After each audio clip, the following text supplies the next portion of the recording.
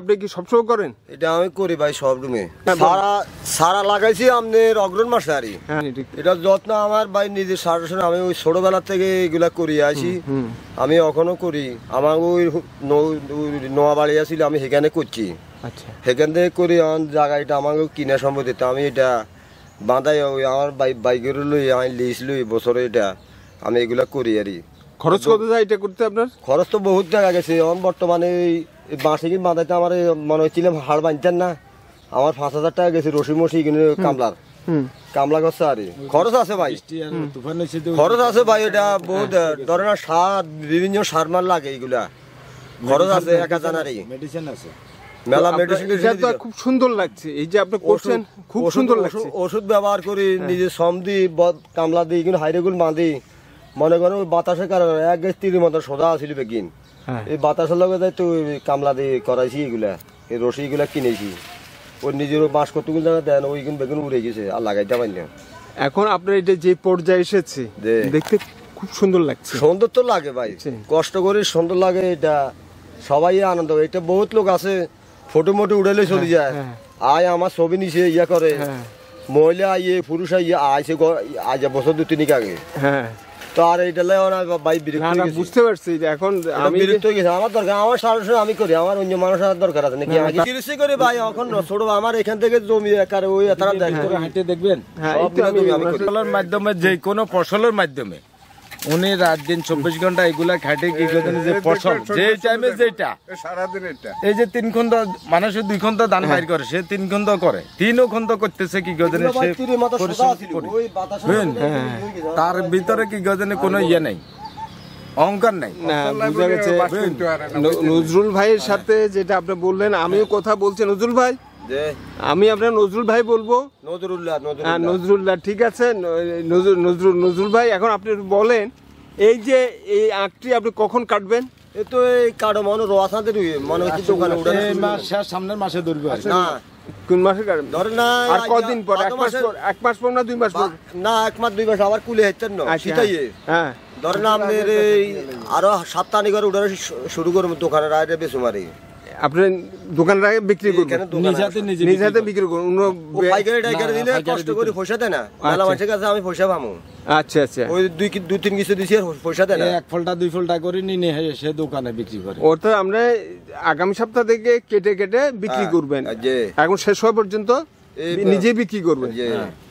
আমাদের নজরুল ভাইয়ের যে আখ চাষ উনি করেছেন, যেটি দেখতে আপনারা দেখতে পাচ্ছেন খুব সুন্দর লাগছে, খুবই সুন্দর লাগছে।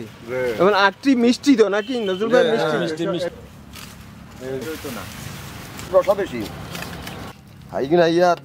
এই যে আমরা আখ ক্ষেতের ভিতরে রয়েছি, নজরুল ভাইয়ের আখ ক্ষেতের ভিতরে রয়েছি।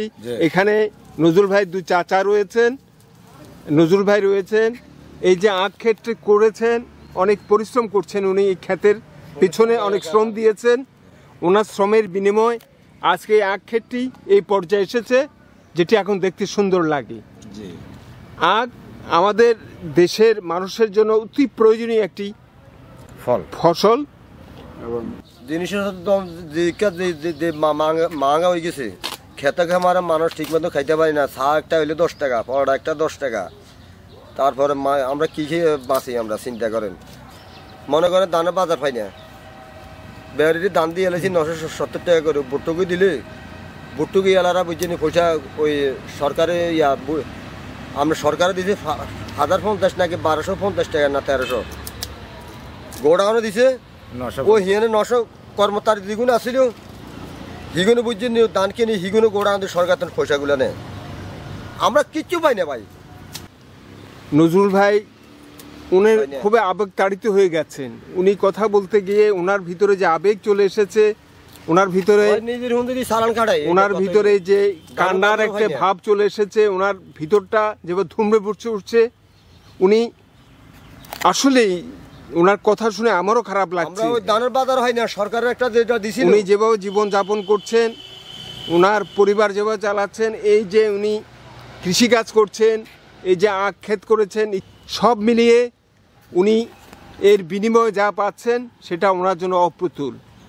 নিজে শ্রম শ্রম দিচ্ছেন, উনি কষ্ট করছেন, সহযোগিতা উনি পাচ্ছেন না, না না কোনো নিজেই শ্রম দিয়ে নিজের উপার্জিত অর্থ দিয়ে তিনি এই চাষাবাদ করছেন। তো আমি নজরুল ভাইয়ের জন্য শুভকামনা করছি।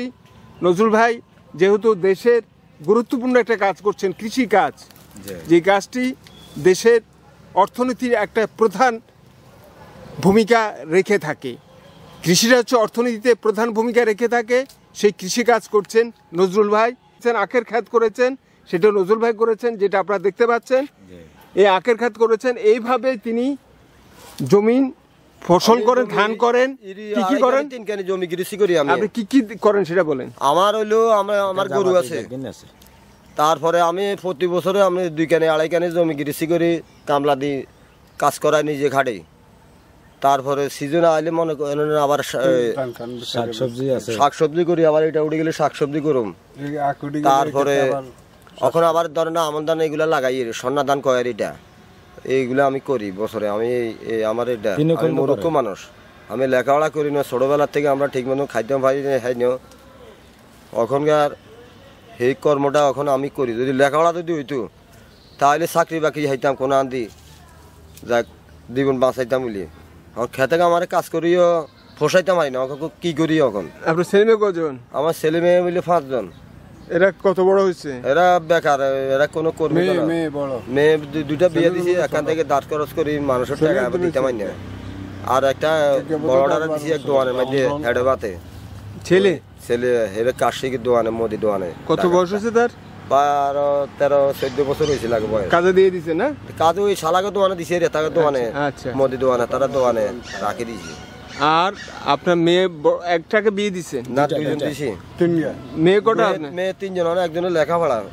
2 মেয়েকে বিয়ে দিচ্ছেন, আরেক মেয়ে আছে, সে লেখাপড়া করছে। কোথায় পড়ছে সে? এটা ও 14 স্কুলে ক্লাসে 7 না কি পড়ায় এটা। আচ্ছা আচ্ছা, 5 স্কুল তো পাস করে গেছে আর হাই স্কুলে আছে। এই যে নজরুল ভাইয়ের জীবন যুদ্ধের কথা আপনারা শুনছেন, নজরুল ভাইয়ের পরিবারের কথা শুনছেন। নজরুল ভাই যেভাবে জীবনের সাথে উনি যুদ্ধ করছেন, জীবনকে চালাচ্ছেন, আর নজরুল ভাইয়ের জন্য শুভকামনা রইল, ওনার চাচাদের জন্য শুভকামনা রইল।